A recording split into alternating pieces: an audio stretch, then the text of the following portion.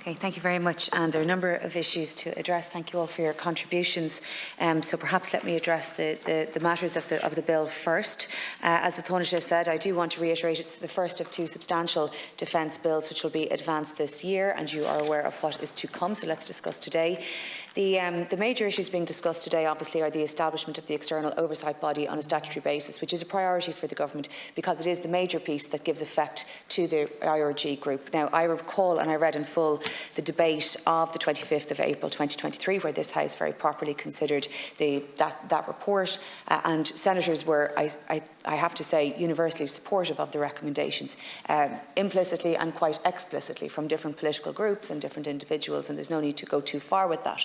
But very, very clear that the recommendation should be implemented, and indeed quickly. And what I would say is that this bill is attempting to do that, and that there has been a consultative process between the publication of that report and the publication of this bill. But the intent here is to publish that, or to enact that, to establish those oversight mechanisms as quickly as possible for the very, very good reasons that senators have described, not just today, but indeed back in April 2023.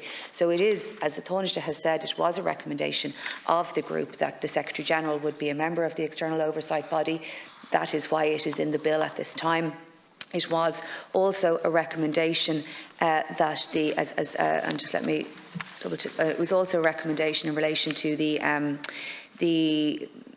that no provision could be made for members of the Defence Forces or representative associations to become members of the EOB, of the Executive Oversight Board, and that it would be inconsistent with the principle of their independence, of the EOB's independence, for members of the Defence Forces or representative associations to be members. So I simply just wish to place it back in that original context. But of course, you know, we're always trying to develop legislation iteratively and to have the best effect. But I do just want to set it in that context.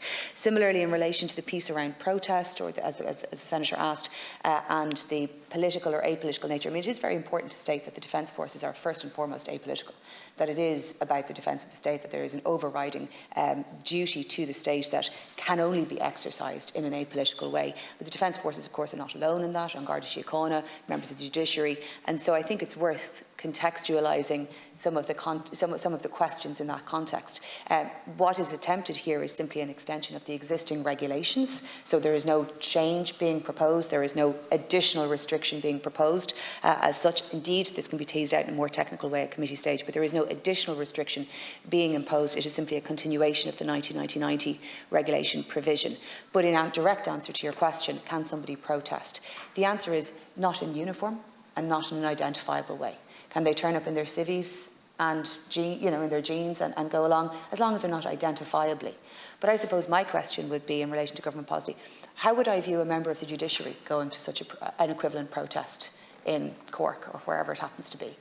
Would I regard that as the right thing to do, even if they could do it? Should they do it? And what I'm only trying to say is that I think about the Defence Forces as an elevated body, in the same way that I think about the judiciary as an elevated body. And so, without wishing to place any restriction, in order to protect that elevation, I think there's a question around whether you should and how you might choose to use your participation in different ways. So the answer to your question is yes, in civvies. But, for example, if we were asking the Defence Forces, if we had a pandemic again, and we required the Defence Forces to support the state in the implementation of whatever measures needed to be taken, would it be appropriate for members of the Defence Forces in those contexts to question government policy in that way? I don't believe it would be. But what I think senators are really trying to, not trying to impose my ideas of what you're trying to say, but you're really trying to talk about enhancing the ability to talk about the terms and conditions within the Defence Forces and the culture within the Defence Forces. And those things are incredibly important. But I do think that they're distinct from a measure of gagging on government policy, which I think is different. And so what we very much want to do is give a better culture within the Defence Forces. What we very much want to do is enhance recruitment through a whole range of different means, but in particular because of through cultural change. Could I highlight a number of different matters in relation to that? The first is, of course, the changes in relation to the salaries that have been, and just to put on the record again, there has been significant progress on pay.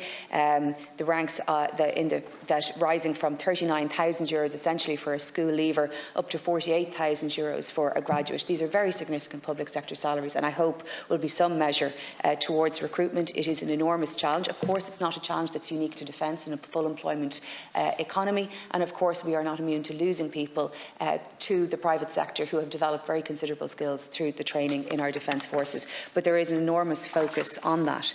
May I also say that the focus, and I got a briefing myself in Cahal Barracks last week on the particular measures that are being taken to try to target different groups that might be interested to use different means, social media and other mechanisms of trying to achieve the target of I think 540 this year, so which is very important and very significant. May I also say that I took the opportunity to meet women in the Defence Forces as far as I could, now separate to the tribunal and absolutely nothing to do with that, but just on the broader issue. I think I'm the second female minister in the Department of Defence, with Mary Hanafin there some years ago. And that's different. And actually, if you look at this debate, at various times I counted 7, 8 or 9 senators, all of whom were male, and I am here as a woman. And the only reason I point that out is that even at the best representation, the best proportional representation I had as 1 in 7, it was still twice as high as the proportion of women in the Defence Forces at all times. And that's really culturally something. May I say that, that is something that you see as a woman, that you feel as a woman. And so anything that I can do as a female Minister of State in the Department of Defence to say that out loud to your good selves, whom I know you don't mind me saying it, but to say that out loud, to amplify the voice of women in the Defence Forces, and to go beyond the measures that have already been taken to make sure that there is cultural, technical and broad change to support women in the Defence Forces. This is something that is very, very important to me, and I'd like to take every opportunity that I can. May I say most broadly, and if you'll forgive me, do I have 1 more minute? Oh, yeah, plenty time. You can actually go to 5:20. Oh. But I was trying to keep that from you. It's a maximum, not a target. That has never happened to me before. All right, but you're just very welcome here. Well, okay. Well, look. Well, perhaps I'll speak to what I do know is very, very important to you, to all.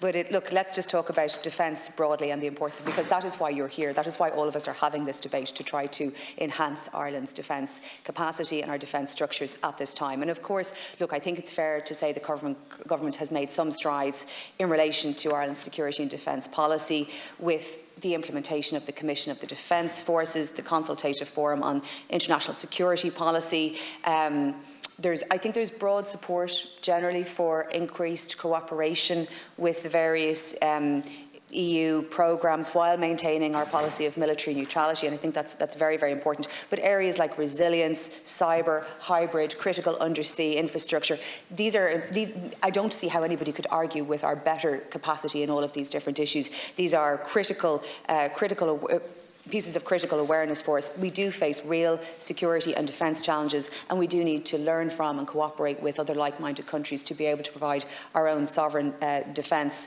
There is simply no question around that, and there is, I would say, a new urgency for us all to focus on that as a day-to-day part of our political conversation, and I don't think that we should step back from or be afraid of that. With the focus in the European Union, if I could put my other hat on, my Minister for European Affairs hat on, there is, at every single meeting that I go to, a total focus on security, at every meeting.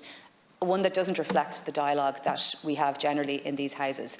But European security is at the top, is unfortunately at the top of every agenda item. And the establishment of a possible new Commissioner for Defence Industries is, I think, something that Ireland is going to need to think about and lean into.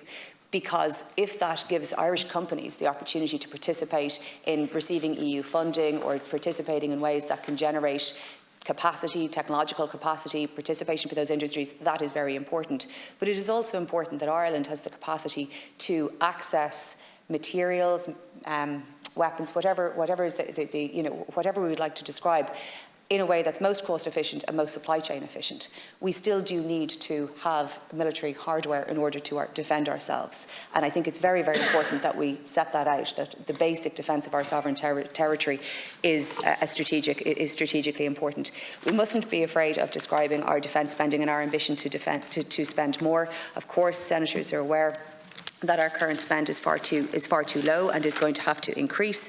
And I look at other countries, I look at other neutral countries such as Austria, for example, which spends 1% of its GDP on on a defence budget that's 3.3 billion, whereas Ireland's defence budget in 2023 was 0.2% of GDP or 3.33% of GNI. It's so far below, and we have so far to get. We will do that through recruitment. We try to do that through better, through doing up the housing, and the capital spend where we can. But I just don't think that any of us should be afraid to describe the security and defence challenges that we have as an island nation, that we have as a tech centre, and the need to cooperate further on resilience, cyber, hybrid, and a range of different matters to help with our own basic sovereign territory defence. And this conversation forms part of that very broader context, and I look forward to committee stage.